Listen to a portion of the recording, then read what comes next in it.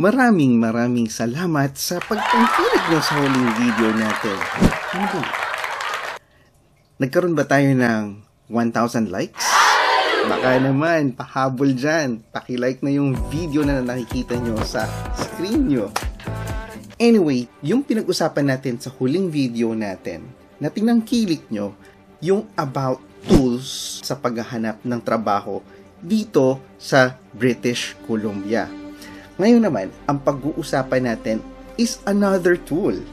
Ang tool na to, ang ginamit naman namin para mag-budget ng aming expenses dito sa British Columbia or sa Canada for short. Got a dopamine rush, got a major league crush when you're next to me. So, puntahan natin . Itong nakikita nyo to sa screen nyo, ito yung template na nakuha ni Joyce dati pa to around 2016, mid-2016, nakakuha siya ng template online. Ni-revise lang natin ng konti na isi-share namin sa inyo sa description sa video na to. Pwede nyo ma-download nang sa ganun magamit nyo din sa inyong mga sariling pangangailangan. Okay, puntahan natin tong tool na sinasabi ko. So, itong makikita nyo to, isa siyang Excel file. So, dito, ililista natin yung bawat expenses na meron kami. Nang sa ganun, magkaroon kayo ng idea kung magkano ba yung ginagastos namin sa mga necessary needs namin. Itong tool na to, ipapakita niya sa inyo kung ano yung mga potential monthly expenses nyo. Nang sa ganun, makompute nyo ano ba yung hinahanap nyong sweldo. Nang sa ganun, mag-balance sila. No? Okay, umpisahan natin. So, hindi ko lalagyan ng anything or any data itong income part. Mamaya na natin gawin. Kasi napag-usapan na rin naman natin yung income sa huli nating video So, focus muna tayo dito sa expenses. Itong under expenses, meron tayong madaming categories. Hindi lahat ng categories nag-a-apply sa akin. So, ang gagawin ko is i-fill up ko lang yung mga categories na meron akong kanya-kanyang expenses. So, meron tayo dyan housing, transportation, utilities, personal, entertainment, household items, giving, pets, insurance, taxes, debt reduction, education, at savings. Okay. So, under housing, ang mortgage namin currently ngayon is $1,600. Nagsimula kami at $2,100 doon sa loan na kinuha namin para sa pag-purchase nung apartment condo na to. Anyway, napababa namin yan dahil sa every year nag-a-allot kami ng certain amount kasi sa mortgage meron yung tinatawag na prepayment option. Doon sa prepayment option, I think they will allow you a certain percentage out of your loan na pwede mong i-prepay every year. At yun yung parati namin ginagawa ng paraan nang sa ganun ma-fast track namin yung loan na kinuha namin sa bangko. So for example na lang, let's say, just for the sake of conversation, let's say nag-loan ka ng $400,000. Out of that $400,000, you're allowed to pay approximately $50,000 to $60,000 a year in advance on top. So itong prepayment option na to na ina-allow ng bangko, direktang pumupunta to sa principal amount nung loan nyo at wala na tong interest on top of it, not to mention the taxes. Kaya minamaximize namin yun para sa gano'n talagang ma-push namin yung loan namin na lumiit ng mabilis. Okay, so balik tayo dito sa pinag-usapan natin. Maintenance, kung meron kang pinapagawa, so usually nag-allocate ako dito ng $400 kung meron kailangang i-paint, meron kailangang palitan ng bombilya or any enhancement na pwede namin magawa dito sa apartment. So, lagay natin $400. HOA dues, ito yung strata dues na binabayaran namin. Currently, as of today, ang binabayaran namin is i-round off na natin, $514 monthly. Ano yung kasama doon sa $514? Kasama na dyan yung gas para doon sa fireplace. Kasama na dyan yung recycling fee, garbage fee, sewer fee, at saka water. Not to mention yung mga iba pang maintenance na ginagawa dito sa building. Dito naman tayo sa transportation. Now, kung may car loan kayo, pwede nyo ilagay dyan. Yung insurance dito, actually, pwede na natin palitan to dahil meron akong auto insurance doon sa insurance category sa baba. So, i-leave na lang natin yan na blank. Sa aming dalawa ni Joyce, nagbabudget kami dito ng more or less $100 every 2 weeks sa bawat sasakyan. So, sa amin, ang lalagay namin dito, monthly, 2 cars, every 2 weeks, we're looking at $400. Yan. Compass card, kung meron kayong ginagamit na ticket passes, ayan, dati naglalagay kami dyan, but ngayon, since may sasakyan na kami, hindi na kami nagbabayad yan. Parking fees, kung makikita nyo naman doon sa mga previous vlogs natin, ang isang parking fee dito, magbabayad ka minimum $4.25 na per hour. So, dito nag-allocate ako, roughly mga $30 sa mga pinupuntahan namin lugar like doctor's appointment, yung mga may bayad. Pag nagpunta kami halimbawa sa downtown, which is napakamahal ng parking fees doon. Parking fees doon umaabot ng $20 an hour. So, dito ang binabudget namin is around 30 monthly. For all change on a yearly basis, per sasakyan dito, lumalabas ng mga 160 per car. So, lagay na natin siya sa dalawang kotse, $320 a year. Kasi once a year lang naman kami nagpapa-change oil sa bawat sasakyan. Dahil nga, si Joyce malapit lang naman sa work. Ako, work from home. So, hindi kami masyadong nagkakaroon ng mileage sa sasakyan namin. For repairs, nag-allocate naman ako dito ng at least, repairs and maintenance, pinag-isa ko na yan. Nag-allocate ako dito ng mga $200. Kung magpapalit ka ng wipers, kapag nung ginawa natin ng huling vlog, kung ano-ano pa, like, papahangin ka ng gulong, or basta anything to do with maintaining or upkeeping your vehicle. Yan, more or less $200. Kasama na dyan yung pagpalit ng battery. Now, dito naman tayo sa medical. Siguro tatanungin nyo, bakit ka mag-allocate ng funds for medical? Meron lang kasing mga certain, I think, coverage yung tinitake on ng government of Canada. Hindi siya fully 100% na free lang ng basta-basta. Kapareho sa amin, there are certain cases na meron kaming kailangang bayaran. Halimbawa, sa dental, there are times nag-allocate ako dito ng mga around $50. Kasi may mga portion na halimbawa hindi kino-cover ng benefits si Joyce na kino-cover ko. At meron naman, I guess, situations na kino-cover ng benefits ni Joyce na hindi naman kino-cover ng benefits ko. So, meron ako dyan mga buffer na $50. Glasses, that's covered. Specialty care. Medications, likewise. Meron din ako dyan ina-allocate na $100 if in case, halimbawa, sa mga allergies. So, sa last situation ni Joyce, nagkaroon siya ng allergies. At so, yung mga ibang testing na kailangan niyang gawin, hindi covered fully ng kanyang benefits. So, yung sa akin lang nagko-cover. So, may portion kaming kailangan bayaran. So, usually, naglalagay lang ako dyan ng mga $100. Okay, medical devices. Yan yung, kung meron kayong kailangan bayaran, like yung testing ng sugar, other supplies na kakailangan ninyo na somewhat hindi covered ng benefits yan. Pwede nyo ilagay dyan. Pero in our case, wala akong nilalagay dyan pa so far. Sana naman, wala na kami ilagay dyan. So, for utilities, natural gas, nilagay ko na dito at in-indicate ko yung mga kasama na dun sa $514 monthly na binabayaran namin as strata or HOA dues dito sa aming complex. Focus na lang tayo siguro dito sa electricity or hydro kung tawagin nila dito. So, dito, ang ilagay na natin is yung pinakamataas na rate na nakuha namin. Ang pinakamataas na rate na nakuha namin, which is usually ngayon pa winter, $80 per month. So, yun yung usually pa nagbabudget ako dito, kinukuha ko yung top rate para nang sa ganun, i-covered niya, may konting buffer pa if in case mag-increase ng konti, hindi ko talaga siya sinasakto ng sakto talaga. Yan. So, $80. From phone, dahil nga procurement specialist tayo dito, ang ginagawa natin is nagni-negotiate yung phone namin. We're lucky enough na nakuha namin siya ng mababa pa rin at na-retain namin siya.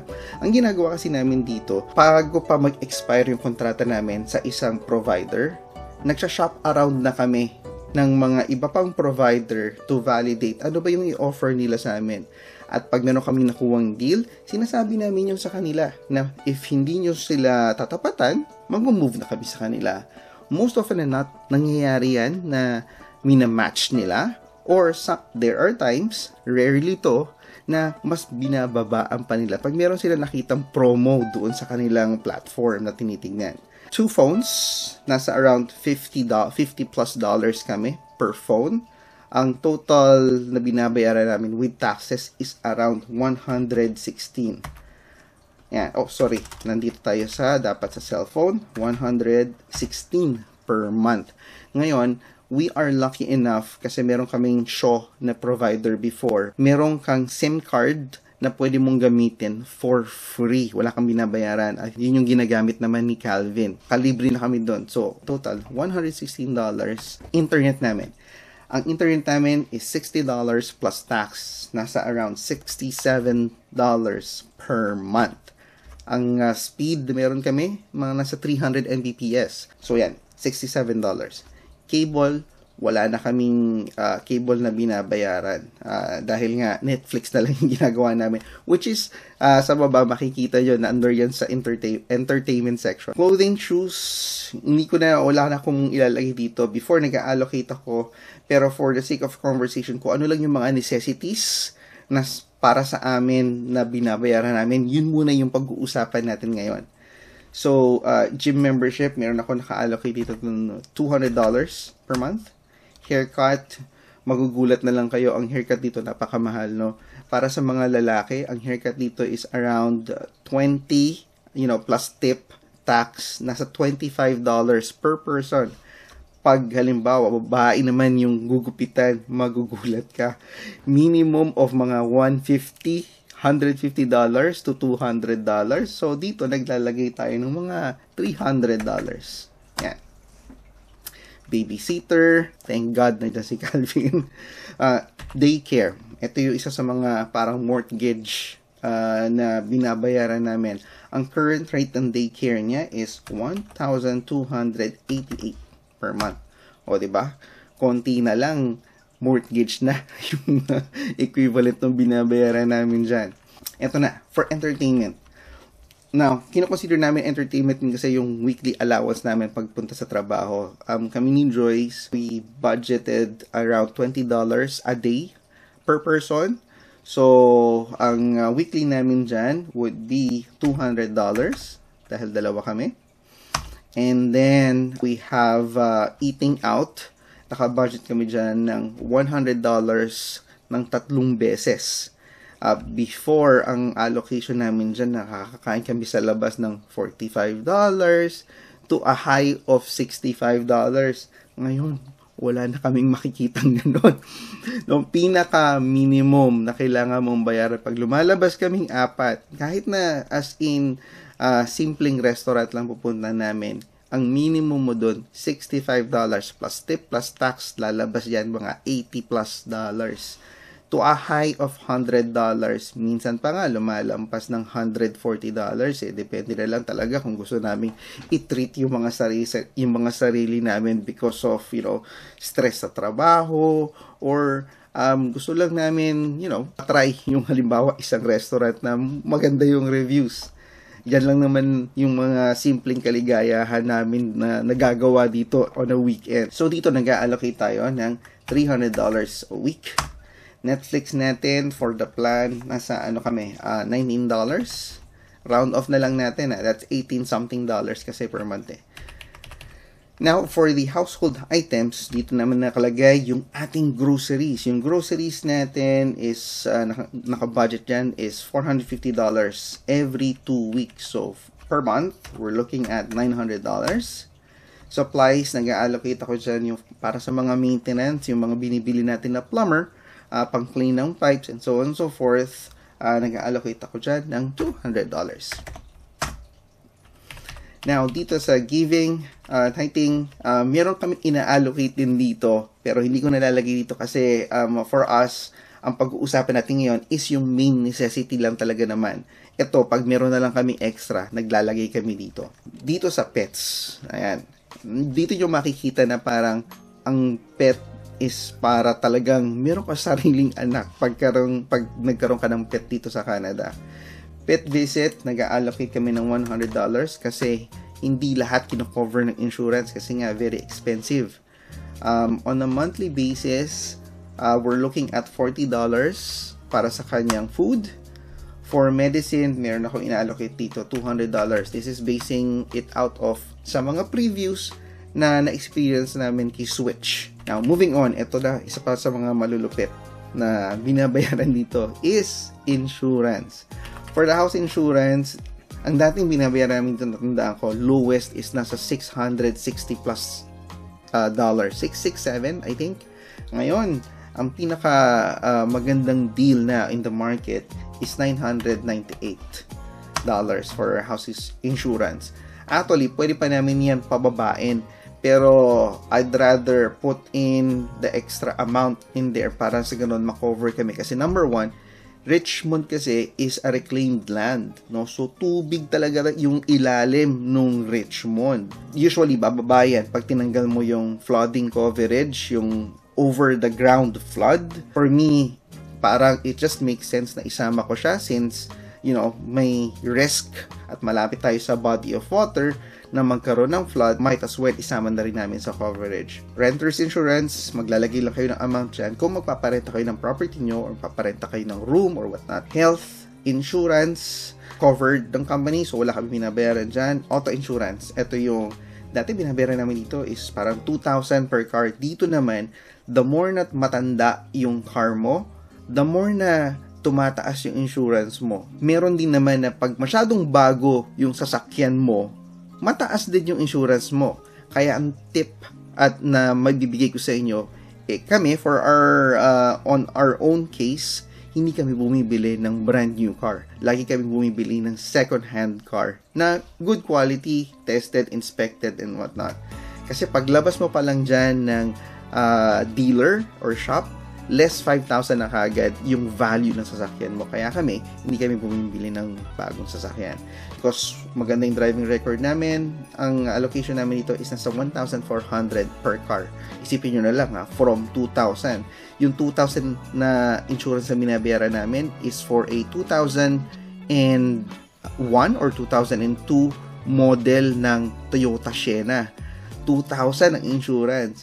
Nung nagpalit kami ng sasakyan, napababa namin yung insurance namin ng by $600 more or less because mas bago siya pero hindi naman siya brand new na considered. Diba? So, tricky, no? So, dapat malaman nyo din itong mga ganitong klaseng tip. So, 2,800 per year ang allocation natin dito. Life insurance, meron kaming kinukuha sa Sun Life, separate, as a life insurance. Ang coverage namin, kabing dalawa na to ni Joyce, is $50 a month. Disability, kasama na yan sa benefits namin, so wala akong allocation dyan. Pet insurance, ito yung isa sa mga malalaki. Ang current rate namin ngayon is nasa $60.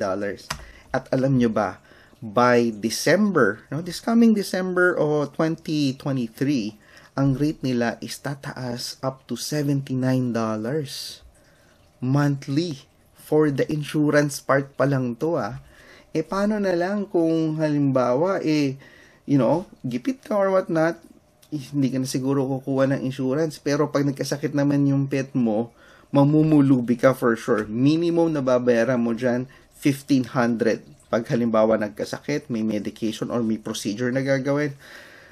I would still recommend for you to have a pet insurance pag nandito kayo sa Canada. Anyway, taxes. Ang taxes namin dito sa property is nasa 1,600 more or less, pero embedded na yan doon sa aming mortgage. So, which is good. So, wala akong nilalagay dyan. Debt reduction, this is pag meron kayong binabayaran sa inyong mga cards on top of your current spending. On our end, laging credit card naman ang ginagamit namin or debit card doon sa mga purchases namin. Kaya ito, nilalagay ko na empty. Wala kaming nilalagay na floating balance kasi every month bago pa mapaso yung aming 30-day ability to use that particular fund, binabayaran na namin siya. Malaking tulong din yun pag ganun yung ginagawa nyo kasi tataas yung credit score. Kasi lagi nyong nababayaran yung mga perang ginagamit nyo sa credit card. For education, nag-allocate kami sa mga summer program, $600 a kid. So, yearly, 1,200 ang allocation. RRSP, dito, I would recommend kasi minamatch yung amount na ilalagay nyo or invest nyo sa mga anak nyo ng Government of Canada. Kung kaya lang naman, as much as possible, naglalagay kami $1,000 sa bawat bata. So, lagay tayo dito ng $2,000 for us as a strategy kasi libreng pera sa gobyerno. Sayang naman kung hindi mo i-maximize, diba? School supplies, meron ako dito mga $200 yung sa mga pens, paper na kailangan or sa mga projects. Savings. On our end, dahil nga gusto namin nagpa-fast track nung loan, lalo na ngayon, napakataas ng mga interest rates. Ang interest rate na nakuha namin during renewal, which is COVID, post-COVID period, nasa 3.88 for a 2-year fixed rate. Ang sabi nila, pagka-renewal daw, papalo ng 5.50 or 6%. So, talagang strategy namin is if kaya naming bayaran yung loan or if kaya naming lagyan yung amount na allocated namin as prepayment per year, yun talaga yung pinaka-goal. Para sa ganun, mabilis lumiit yung loan. Pag nag-renew kami, tumaas man yung rate, at least konti na lang yung balance na kailangan namin bunuin. So, dito, for loan prepayment, nag-allocate kami ng $7,000 a year minimum. At makikita nyo, doon sa mga expenses na nilagay natin, ang total natin for our expenses, no, dito sa Canada, kami yun, no, family of 4, would be $94,468. Ang monthly required na sana meron kayong amount, no, ng household nyo would be $7,871. Ang kaganahan nito, hindi ako solo. Dalawa kami ni Joyce in a family na nagtatrabaho, which gives us more ability na mabunan yung gantong klaseng expenses. So, mapapansin nyo, no? Mataas man yung sweldo na nakukuha nyo, ang laki din na expenses or pera na nilalabas nyo. So, 94,000, akyat tayo doon sa taas, ha? Ito, yan. So, makikita nyo, meron siyang automatic graph na nilalabas. Makikita nyo yung spending nyo na ngayon pala, ma-visualize nyo ano ba yung pinakamalaking binabayaran ko on a yearly basis or on a monthly basis. Nang sa ganun, makapaghanda kayo, makapag-adjust kayo if necessary. Dito, sabi mo, 94, di ba? Dapat yung, since dalawa kayo, dapat minimum take-home nyo would be, sabi mo ng 55,000, no? Or sabihin mo na kahit 50,000 lang. Okay, $50,000. And then income number 2 would be $50,000. So, kung meron kayong take home, dalawa kayong nagtatrabaho, $100,000. Yung iba nga, yung mga anak na halimbawa, talagang teenager na, they also contribute. Parang sa ganun, mapunan lang yung mga monthly expenses ng isang household. Kung may take home ka ng $50,000, dalawa kayo nagtatrabaho, covered ka na. 100,000, and then ang total expenses mo is 94,000. Makikita nyo dito sa breakdown na to. Monthly budget nyo, ayan. Kung meron kayong 50,000 each, ang monthly net income nyo would be 8,333. And then, budgeted expense nyo is 7,871. Difference of $463 as a buffer on a monthly basis. Ngayon, depende na sa inyo kung saan nyo ilalagay yung $463 na nakikita nyo dyan. Either idagdag nyo sa savings or i-allocate nyo somewhere else. At least, di ba, meron ka idea, magkano pa yung pasobra ko. Kung isi-save ko yan in a year, magkakaroon ako ng 5,000. Di ba? 5,532 na pwede ko idadagdag doon sa ating prepayment option na 7,000 na laging allocation. So, more or less, makapagbayad ka ng 12,000. Akalain mo yon yearly na diretso kagad doon sa total amount na meron ka sa loan mo. This is a simple tool na marirecommend ko sa lahat, no? Either nasa Canada kayo or nasa Pilipinas kayo, just to help budget your expenses monthly or yearly, nang magkaroon kayo ng idea kung magkano ba dapat yung i-aspire nyo na sweldo at this point in time. Again, may flexibility naman to. This is just the expenses on our end na pinapakita ko at sinishare ko sa inyo dito sa British Columbia or Vancouver, Canada. Hopefully, nakatulong to sa inyong mga katanungan regarding cost of living here in Canada. At yung link sa file na to na balak namin i-share sa inyo is ilalagay namin sa description ng video na to. I-download nyo lang, nasa Google Drive namin yan. Click nyo lang yung link na nandoon and then select nyo yung option na make a copy, save nyo, and then you can freely edit the file according to your needs and your requirements. Thank you so much for watching this video. Kung nakatulong to kahit paano, please give this video a thumbs up. Give it a like, share it to the people na tingin nyo nangangailangan ng gantong klaseng tool. And kung hindi pa kayo subscribers ng aming channel, please subscribe. Alright, we'll see you again on our next video. Paalam!